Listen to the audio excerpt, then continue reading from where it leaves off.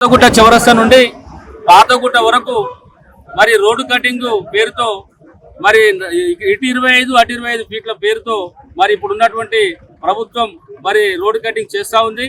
మరి గత ప్రభుత్వం మరి కేసీఆర్ గారు అధికారంలో ఉన్నప్పుడు మరి ఇటు 20 అటు 20 ఉండే ఇటు 20 అటు 20 ఉండడం వల్ల ఇండ్లు కోల్పోయే పరిస్థితి లేదు, తర్వాత షాపులు పోయే పరిస్థితి లేదు. కాబట్టి ఎవరికి నష్టం జరగకుండా ఉండే పరిస్థితి ఉండే.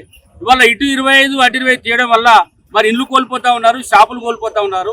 మరి వారికి గత ప్రభుత్వం ఏదైతే ఉన్నదో కేసీఆర్ గారు ప్రభుత్వం ఉన్నప్పుడు మరి ఇండ్లకు ఇండ్లు ఇచ్చి దుకాణాలకు దుకాణాలు ఇచ్చి నష్టపరిహారం 300 నష్టపరిహారం చెల్లించింది. మరి అదే విధంగా మరి ఇప్పుడు ఇవాళ ఉన్నటువంటి అధికార పార్టీ ఏదైతే ఉన్నదో కాంగ్రెస్ పార్టీ రేవంత్ రెడ్డి సర్కార్ ఇక్కడ స్థానిక ఎమ్మెల్యే బిల్లయ్య గారు మరి వారి గత ప్రభుత్వం ఏ రకంగా అయితే నష్టపరిహారం చెల్లించిందో అదే ప్రకారంగా నష్టపరిహారం చెల్లించి ఇక్కడ రోడ్డు బాధలను ఆదుకోవాలని మేము బీఆర్ఎస్ పార్టీ పట్టణ పార్టీ ఆధ్వర్యంలో డిమాండ్ చేస్తా ఉన్నాం.